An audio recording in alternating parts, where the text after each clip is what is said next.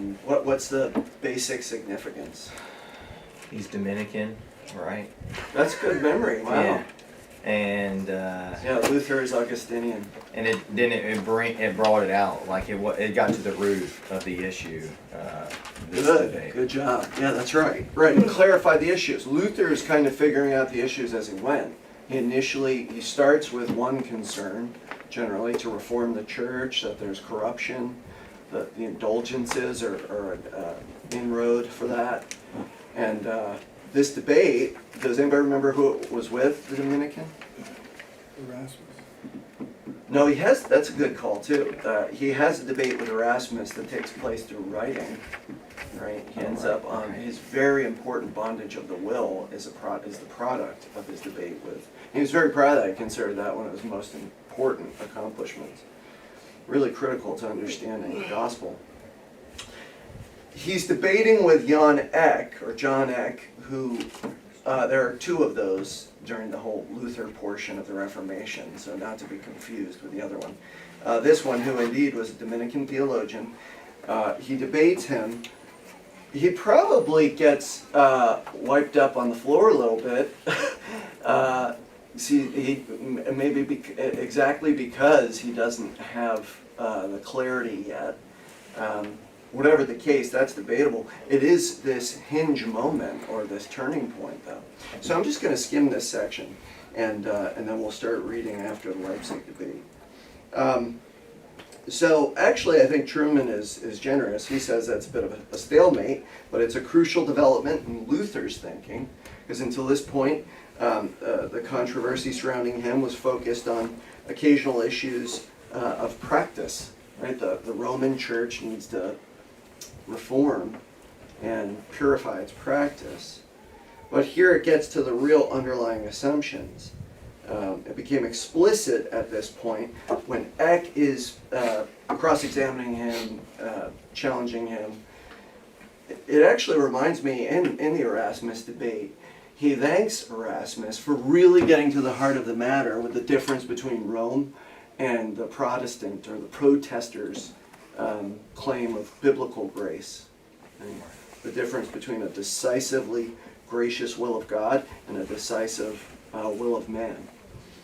But in this case, again, it's his opponent who helps him, actually draws out what he's really trying to say and do. So his assumptions further surface.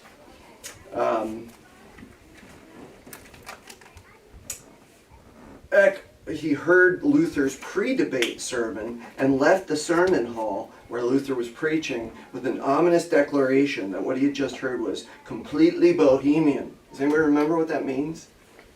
It was completely bohemian. Why would he say that? It's relative to Jan Hus, artsy? wasn't it? Right, there you go. What? Jan Hus, right? Yes, That's what he's Jan referring Hus. to. It's connecting it to Jan Hus. What was Jan Hus's fate about 100 years prior? He was martyred. Yes. He was burned. Yeah, Rome didn't take kindly. He started to get too close to the target, right? With the real underlying issue and their understanding of salvation, of the grace of God. So Eck was informed by Luther's pre-debate sermon. He comes away really getting toward the heart of the matter, and he goes into the debate pressing Luther on authority. And remember, the two pillars of the Reformation are what? What are the two pillar principles of the Reformation? What, faith, or faith alone, right? Or Yeah, that's one of them. okay. And, What are the two pillar issues of the Reformation? and authority? We always talk about them in terms of principles. Yeah, No. yeah, you nailed it. Don't doubt yourself. Yeah. You've got all the answers so far this morning. You should be confident. Yeah, authority. What's the authority? What's the standard? And then whatever matter we're going to discuss, we're going to appeal to our ultimate authority. And so the authority is Scripture. And in this case, Eck is the one who starts to drive Luther and God's perfect providence down that road, right? And what do you how do you think it would be if in a public debate, you, being a teacher in the church, Luther, a medieval monk, are called out for challenging the authority of the Roman Church? Is that gonna go well for you? No. That's a massive turning point, because now he's pressed, he's kind of caught off guard, it seems, and he really confesses in that debate that there's an issue with the authority of the church, and that becomes really what we would call the formal principle of the Reformation. And what is the form of the debate? What is the standard? What is the foundation that we're going to build on as we go to the Word and debate? All right, so the year of dreaming dreams, 1520. This is the critical year. What was the year that the theses were nailed to the door at Wittenberg? Was it 15, 17? 1517, yeah. So 1520, he tells this, the year of dreaming dreams. In many ways, Luther was never to have a more glorious theological year. Right? He's springboarded by these events that we just reviewed. So 1520 becomes his biggest theological year in a way. It is true that the year began in an ominous way. Charles V, Carlos V, right, had been elected emperor in the late summer of 1519, and thus formal proceedings against Luther within the church and empire could begin again. What was the significance there, if you remember where we left off? With the election of a new emperor. How was this a providential advantage to Luther? Could give him some time. Yeah, it bought him some time. That was one of the things, right? Big deal. He's under a lot of pressure, and in God's wise providence, the emperor dies, and there's an election of a new emperor. Carlos V or Carlos V, Charles V would be a very significant player going forward. So this takes place, right? They elect a new emperor, and the proceedings continue against Luther now, 1520. There's an assembly of cardinals and diplomats in Rome demanding that the Pope proceeds against Luther. Later in the spring, Eck arrives to report firsthand on the Leipzig debate and to join a committee tasked with drawing up charges against Luther. All this served to indicate that the chances of peaceful resolution to the Luther crisis were all but gone. Right? It's like they stepped over that line, the point of no return. Right? Point of no return. In this context, Luther embarked upon laying out his manifesto for what a Reformation church should look like in the three great treatises of 1520. I would encourage you, if you ever get a chance, read there. I could talk to you later. There are several books. There are a couple I really have in mind, but there are books on Luther. It is really profitable to read on Luther. Really deeply admire him, differ with him on some very significant things, but he's just the brother who's used by God as a springboard to get this going. But you realize when you read carefully in detail about him how much he's impacted the Christian life. He's the influence on the Christian family, thinking about the nature of a sermon. It goes on and on and on. The list is quite impressive. Anyway, that said, we're past the chance of a peaceful resolution. Luther now is starting to write about the nature or a manifesto of the Reformation Church, and it has certain parts. And Truman identifies three great treatises from 1520. These are all from 1520. This is another aspect of Luther, how prolific he was. Anybody name a couple major things he did in the way of productivity and writing? He translated the whole Bible into German. Right, he translates the Bible 11 into months. German. That's crazy in and of itself. Anybody else remember anything? I mentioned one just now, but any other remembrances here? Catechism. Yep. He's very proud of his catechism, right? And he's got these works. He's got his works, the set of his works published by Concordia, which is Lutheran, is like 60 volumes, big hardcover, glorious volumes, commentaries and pondering. Of course, the bondage of the will, the debate with Erasmus, is itself pretty remarkable. All right, so these are what he wrote. Here are the three key ones that Truman identifies from 1520. Babylonian captivity of the church. Right, the Babylonian captivity of the church. That's a pretty strong title. Huh? Yeah, it is. The freedom of the Christian man. That's an extremely important topic in Christianity. Right, the liberty of the Christian. It's essential to a right understanding and interaction with the new covenant. Okay, the freedom of the Christian man, liberty of Christian liberty, you might call it. An appeal to the German nobility is the third one. An appeal to the German nobility. Remember all the advantages that God gives him with his elector who's favorable to him, and I mean his prince, who's also an elector who gets to decide who the emperor is. But he needs to work with the political factor, right? The political element. This is all reality in our world, throughout the whole church age and throughout history, right? All three of these treatises will be discussed in some detail in subsequent chapters, but it's useful to know from a biographical perspective just the topics, right? Those topics. The Babylonian captivity. This was Luther's sacramental manifesto. Before I read any further, why do you think that would be very significant in any effort to reform the Roman Church? Well, that's going against the authority big time right there. Oh yeah, yeah. All of this really is going against it. But why the topic? Criticizing or interacting with the Well, sacramental. it's talking about the means of salvation. Yeah, that's a good way to put it, actually. You're on fire, brother. Yes, the sacraments. The Roman Church conceives of salvation in the church. Right? You're essentially saved by the church as an instrument, and its 7 sacraments are the system of salvation. There's so much more we could say about that, but that he's going right after. You start to talk about the sacramental system, you're talking about the gospel issues. Let's see what he says. He not only reduced the number of sacraments from 7, I'm going to read these. How many of you know the 7 sacraments of the Roman communion? Confession, baptism, marriage. Anointing of the sick. You know, the final unction, is that what you mean? Yeah. The last rites. The Mass, yeah. Eucharist, yeah. As soon as I read Pe- it, I'm trying to penance. get Anybody say marriage? Yes. it. Yeah, it's- And the holy orders. So there's this whole system. He's starting to attack that. He says 3, possibly 2. That's pretty significant development, right? Addition by subtraction. Right? Baptism, the Mass, maybe penance is what he thinks. Maybe penance. Yep. All right. So baptism, the Mass, perhaps penance. So you see, Luther's still a monk, right? And so this is one of the major differences we would have with Luther. Right? Anybody know what the name of his doctrine is regarding the supper?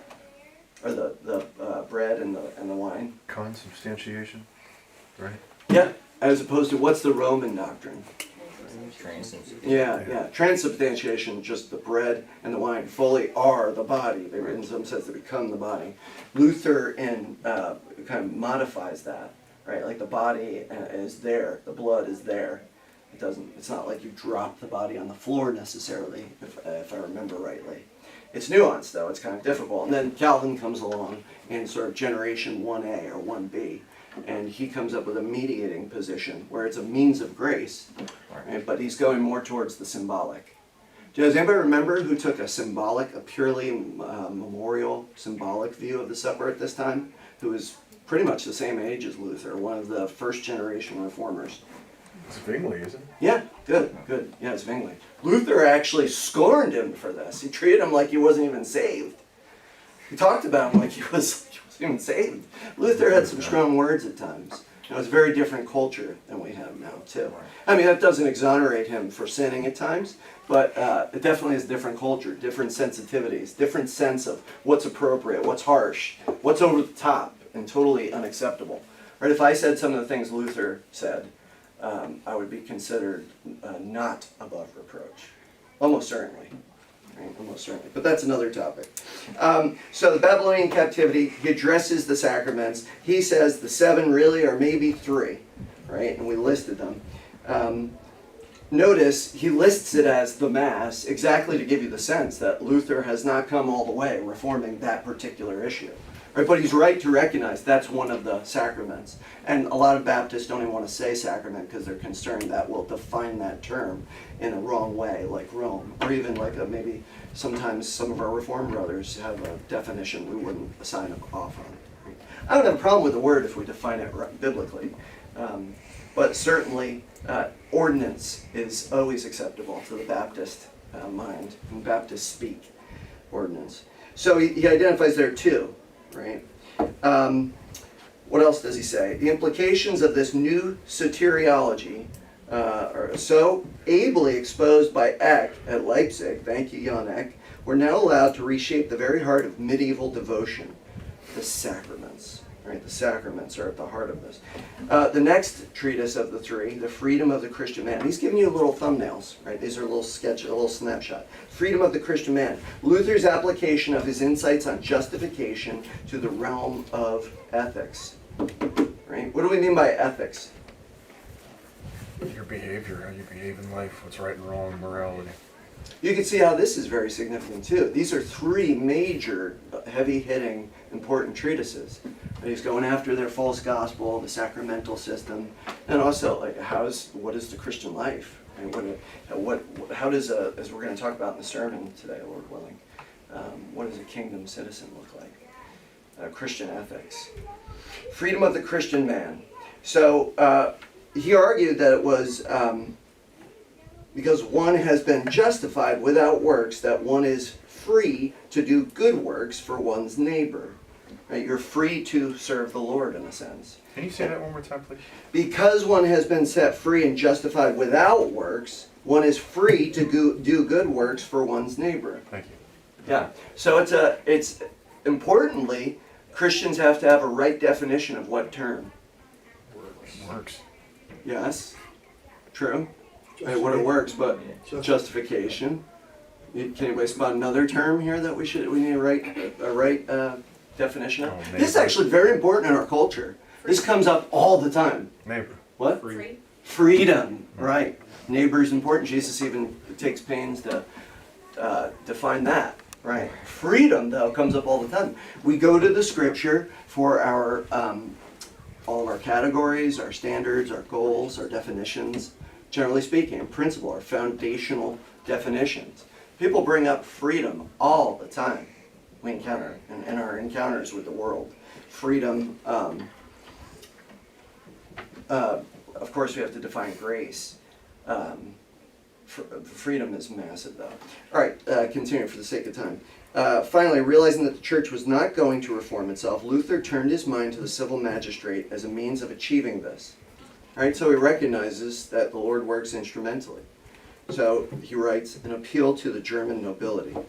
Given that he saw a lot of confusion of the time as originating in the church's incursion into areas belonging properly to the civil magistrate, Luther argued, that's pretty interesting, Luther argued that the magistrates needed to take back what properly belonged to them, thus clearing the way for the church to be once again a truly spiritual entity.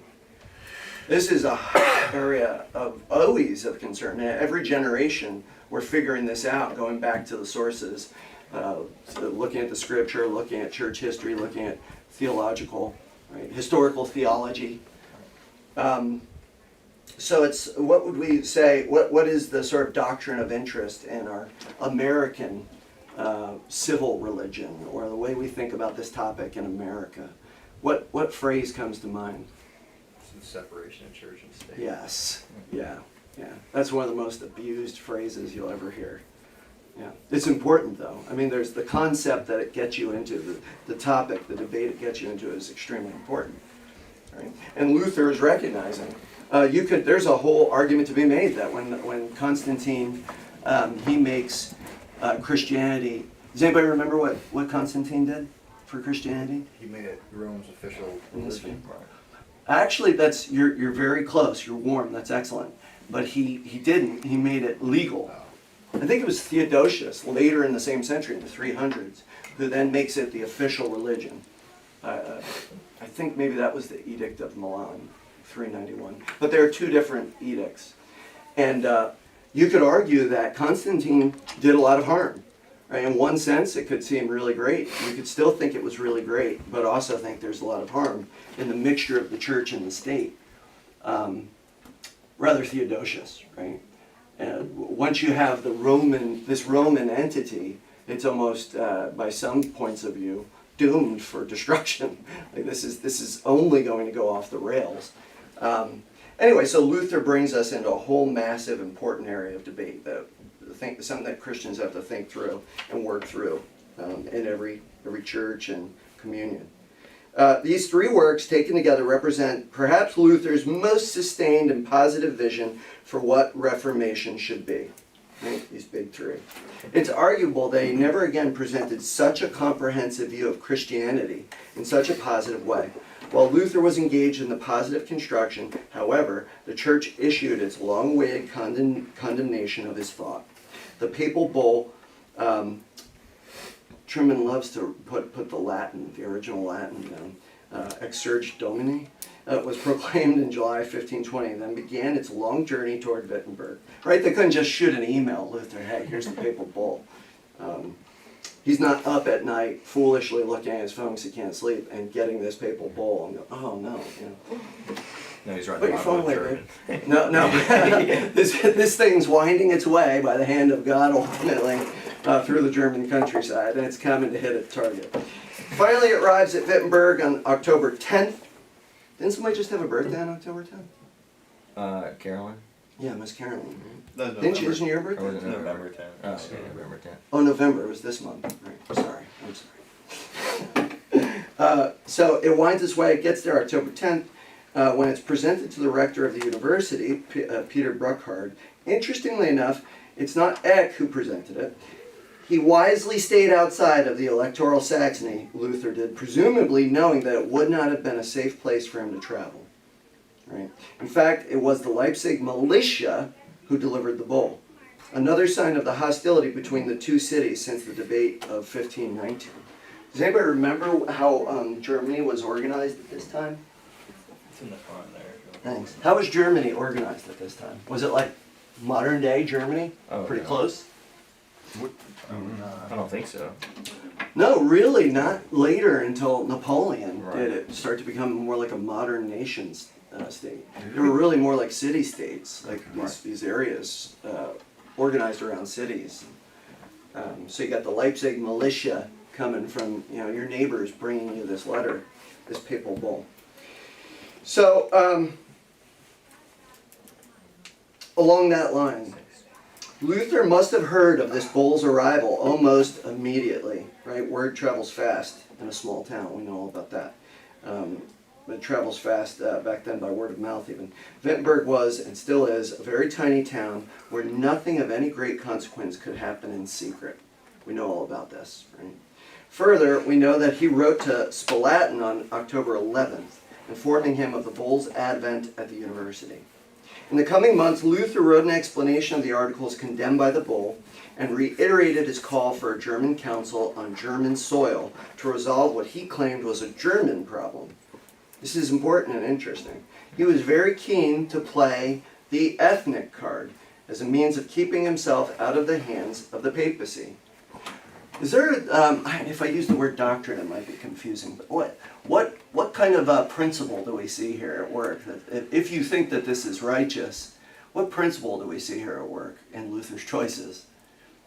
Something that Christ is very concerned for you to think of and apply.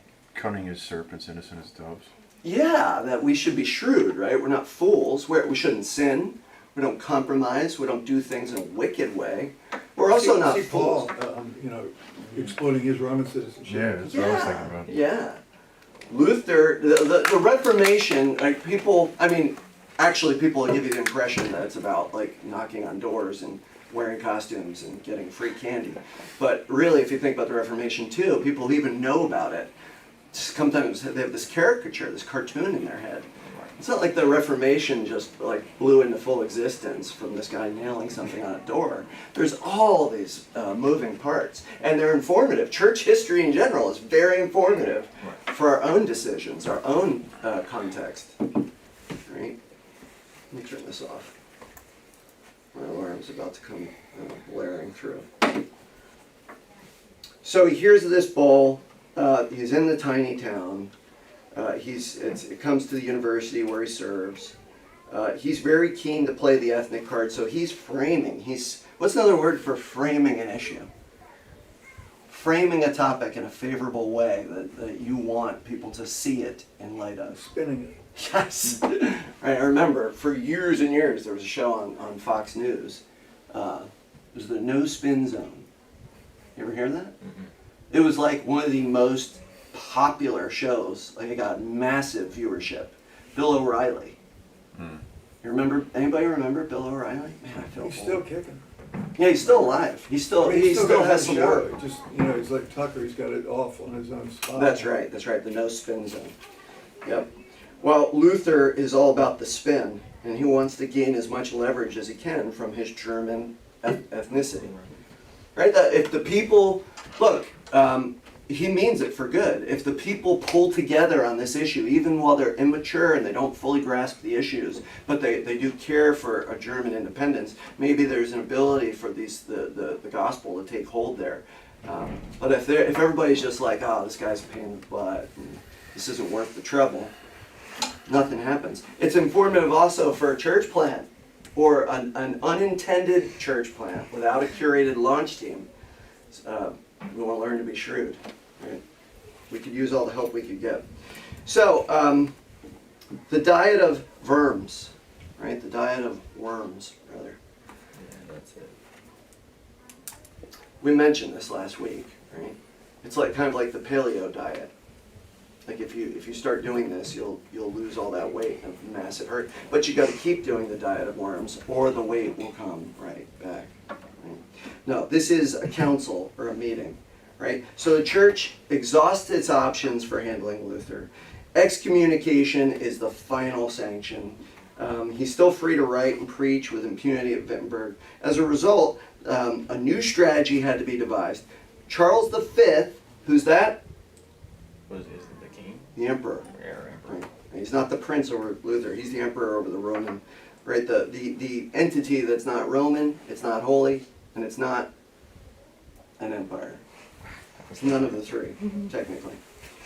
So he's convening this imperial or empire diet in the city of Worms in April 1521. It was decided to summon Luther to appear there. So this was a controversial decision. First, Luther's blessings. This is appropriate timing, right? Hopefully you're not getting the plague. That's probably why they started saying that, if I had to guess, something like that. I don't know. Don't take me up on that. I think it is. You can't even trust AI yet. You look stuff up, and it's like this very powerful Wikipedia. It's drawing on all these ridiculous liberal sources online. You never know what it's going to tell you. Well, Pastor Chris is disclaiming this. I don't know where that comes from. Don't know. So that said, it was decided to summon Luther. First, his excommunication meant that he was a non-person. That's a lot of power. You're not a person anymore. That's pretty crazy, right? You can see there's a lot to address here. There's a lot to challenge here. A technical question of how one issues a summons to a non-person was a problem. I guess that's the humor of Truman. Truman's a very good scholar, by the way. I really do recommend his work. He's got so many good works. Second, the growing popularity of Luther as the people's champion against a corrupt and moribund church. What does moribund mean? Do you know? I think it's kind of like overweight or Moribund. like it's got an excessive. Is that what it means? I think like it going down. Yeah, I that's feel what I like was it's kind of like thinking. doomed or Very something. Yeah, relative to death I or forgot, something. but I think that's like kind of excessive. Yeah. So anyway, back to number 2. The growing popularity of Luther as the people's champion against a corrupt and moribund church, I would say excessive, meant that such a move was potentially dangerous. Oh, so we see the pieces falling into place for a clash where this man could be successful rather than being completely forgotten by history because they just one and done murdered him.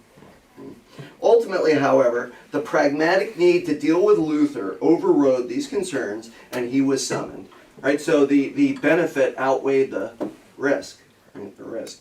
Moribund is lacking vitality, vigor to the point of death. Oh, okay. Oh, okay. So yeah. So mort is death. Kind of think like more like you're bound for mortality bound. Like Yeah. you're, The lack of the T there is what hit it. Yeah. That's good. Thank you for looking that up. Yeah, sickly Roman Church, a dying. I knew how to spell it. Good. You beat me there. In April 1521, Luther arrived in the city to face his greatest challenge so far, How do you think you'd feel pulling into the city? You're probably nervous, super Oh, I'd be nervous. sweating Yeah. bullets, man. Even if Oh, you yeah. trust the Lord with all your heart. Of course. It's just, God got so much glory through David because he wasn't just cruising through life. I mean, he was hiding in caves and sweating bullets. But you trust the Lord. There's a difference. If you're to have courage, it doesn't mean you're fearless or you're truly fearless. It means that you trust and you obey in the face of great fear. Things that terrify you. And Luther saw too that many people that trust in the Lord end up at the stake. So it's not like, They lied to us. It was the same kind of thing. They Yeah, said, you can have it's, safe passage, we'll deal with you fairly, kind of like immunity. Like, it would be like if the government's putting you in the identity, the witness program. Yeah, I you're forget what right. they call that. Inspection. What is it? Witness protection, right? And then they like, that's surprise, surprise, surprise, Tony Bag of Donuts knows where you live. And good luck. You'd be miserable. You'd be terrified. But in this case, Luther knows they did that. They deal like that. They're double dealers. They lied to Huss. And he had that famous joke about, because his last name, Huss, means goose. Right? His goose was cooked. They burned him at the stake. So there's a lot on the line. It doesn't matter what they tell him. And even if his elector is on his side, he's dealing with the empire. The empire and the Pope. Massive forces. The Lord used this man, gave him great faith and courage. He's worthy of a lot of respect for this. So anyway, he enters, he gets to the city. Where's that? Hold that thought. Okay, so he gets to the city to face his greatest challenge so far. The hearing itself was an impressive affair. Right? They always go big. It's kind of marketing before we had the term. At the front sat the youthful Emperor Charles V, coming face to face with this troublemaking monk whose religious innovations would ruin the rule and ultimately drive him to abdication. There is a massive nexus between the church and the state in terms of political power. Does anybody remember famously the King Charles in England? He comes down from Scotland, takes over. They're all hopeful, the reformers in England. This is in the 17th century. This is the one Charles who authorized the King James Version, right? That was like 1611. He comes down from Scotland. Scotland's Presbyterian through the influence of John Knox, from Calvin's teaching. Oh, we're gonna have a Protestant, real reformer is gonna be our king. Anybody remember what he famously said at the Hampton Court meeting with the leaders from the Puritan types from Parliament, etc.? Anybody remember what he famously said? It was like the rain on the parade, the end of their hopes to have a Protestant king. He said, "No bishop, no king." I don't remember if that's word for word, but that's the concept. You can see it. The emperor knows he's a Catholic, he's a Roman, he's a Romanist, but his power is tied in with they're linked together in a kind of inextricable way at this point. They need each other. Sometimes they butt heads with each other, but the If King dynamics Charles are. authorized it, why wasn't it the King Yeah, I Charles thought it was version? King Charles or King Yeah. James. I meant James. I misspoke. So there's Okay. James and Yeah. Charles. Yeah, Charles is his son. I just misspoke. Sorry. Yeah. So there's two. There's James the First, Charles the First, and then there's Charles the Second and James the Second.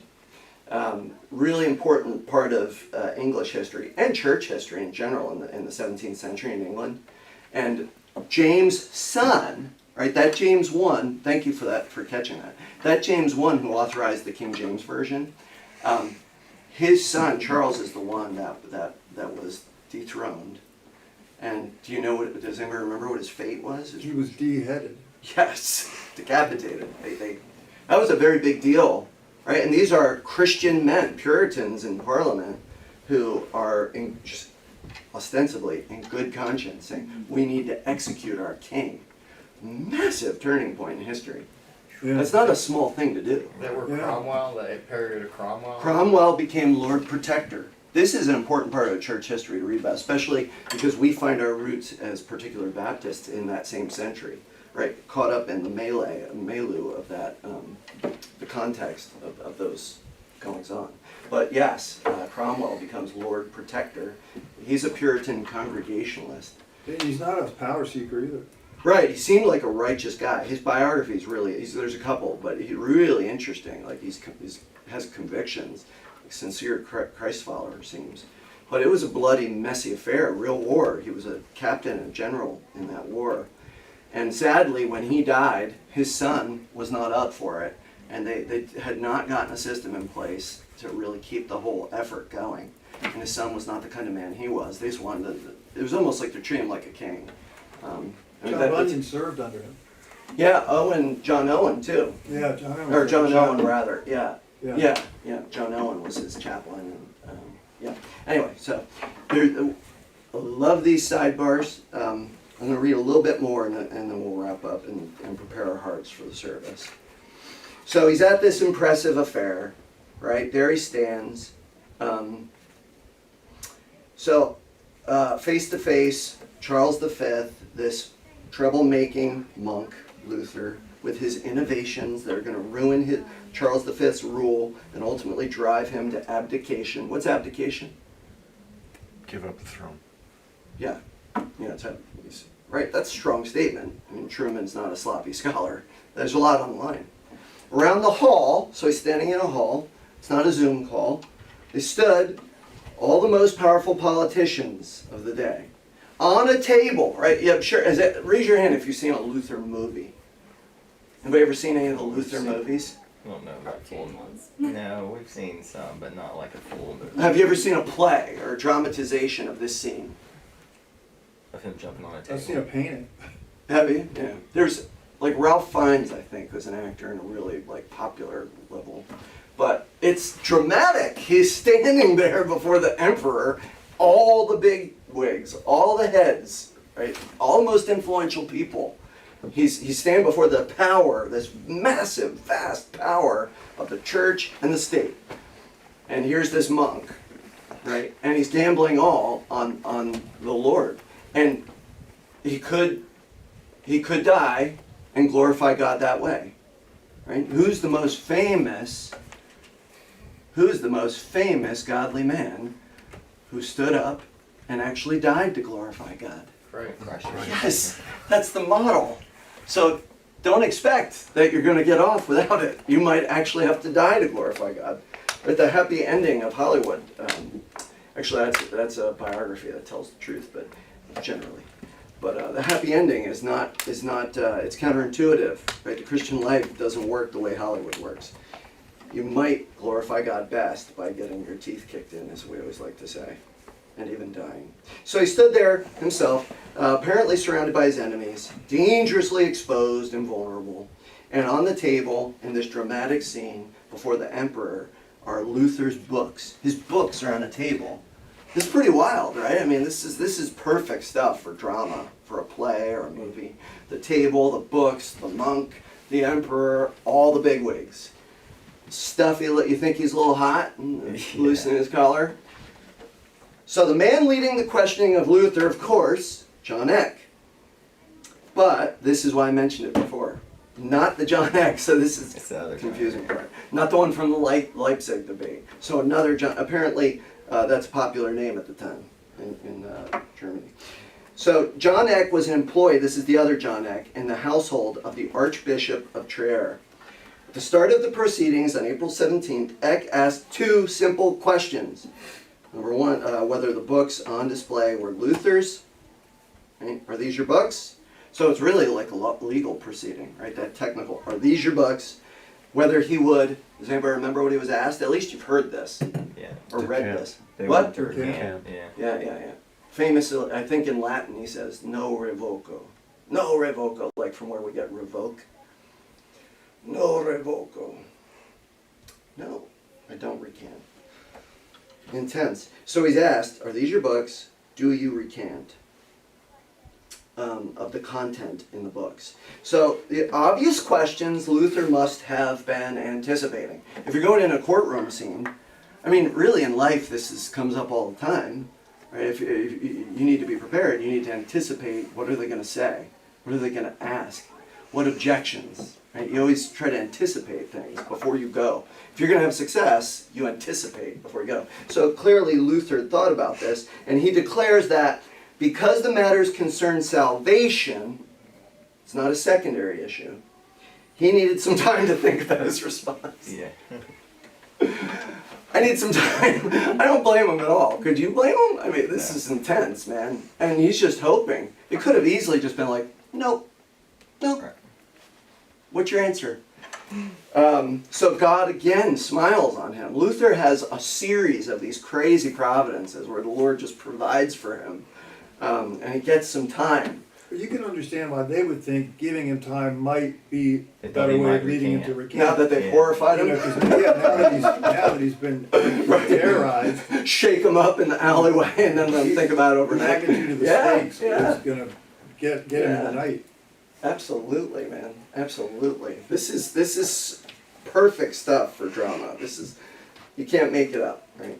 So at the start of the proceedings, there he is. He's asked to recant. The books are on the table. He asked for time. No one knows why he gave this response, right? We're speculating now. Perhaps it was part of a strategy that the team from electoral Saxony, where he's from, had designed to surprise their opponents. A more prosaic explanation is kind of, you remember what prosaic means? Like prose writing? Straightforward. Right. You know, there's no guile in it, there's no figures in it, right? So a more straightforward explanation might be that Luther was simply scared at what must have been a moment of intense personal pressure, you think? Right. We shall never know. In any event, the assembly recessed and reconvened on the following day. That's not a lot of time. That must have been the fastest night, or maybe it was the longest, most miserable night. Right, it was like- Right? It was probably both. Too fast and too long. So what was the question that Do you recant of the content? Everything that you Okay. said, basically. Do you recant of the content? Or do you stand by what you've said? And that's pretty big too. I mean, a bunch of books. Right, It's yeah. not like here's a clause Yeah. from a sentence. Do you recant? It's like these books. He's like, what You is probably doesn't even What I remember wrote it. down. Yeah. You don't even remember everything. Like, I Everything wrote a that you bunch of did. papers in college. I don't.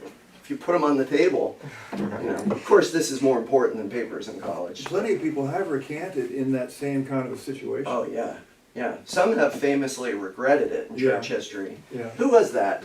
Burn this Was it hand Tyndale? first. Cranmer, wasn't it? Oh yeah, like burn this I hand think, first for yeah. writing the recantation. Yeah, yeah. There's some That's great also stories. powerful. Yeah, the grace of God, Yeah. Right. right? That you fall, you fail, Like Peter. yeah. But the grace of God is fresh every morning. Yeah, there are some powerful stories in church history of people on both sides of this, and even people who have corrected their waywardness. It's easier said than done, right? Easy to talk about this stuff. So easy to talk about this stuff. So, that said, no one knows exactly for sure why he gave that response. They reconvene the following day. He's faced with the same questions. He offers a trenchant response. Some of the works dealt with piety and morals that even his opponents had liked and agreed with. Thus, he should not be the only one to retract their contents. Right? Other people who are even here agree with some of this. So I'm not the only one who would have to do that. Some criticized in his books, some of the content criticized the papacy, but the papacy was notoriously corrupt and destroyed many souls. That's an interesting aspect of the Reformation. Like a guy like Erasmus, he's actually one of the vocal proponents of having reforms. It's just when pressed to the real, most salient, central issue with the gospel and authority, a lot of the so-called aspiring reformers kind of fell away. And they weren't so interested in going quite that far. It was more of it was like Luther's initial concern. Let's be more moral, more consistent, less corrupt.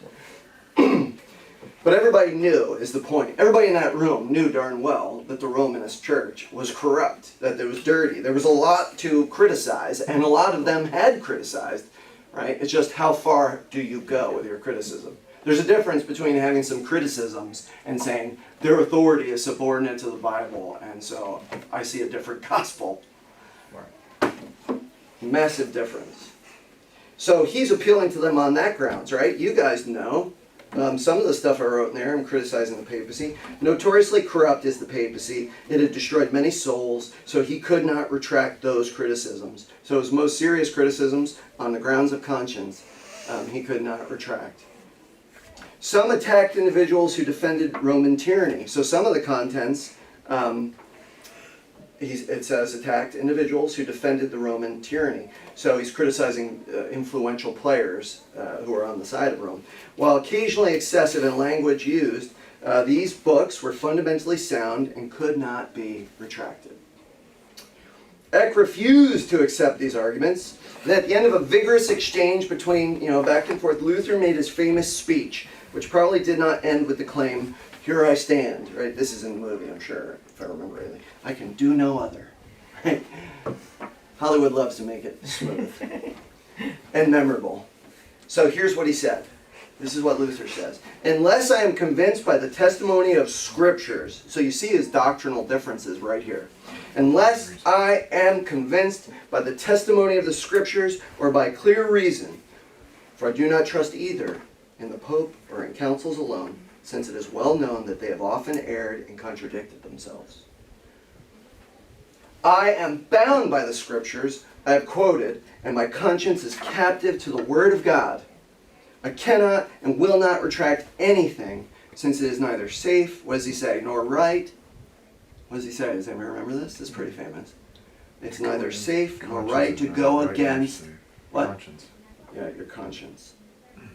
That's a fair principle, because you will be held accountable for what you did in good conscience. Or bad.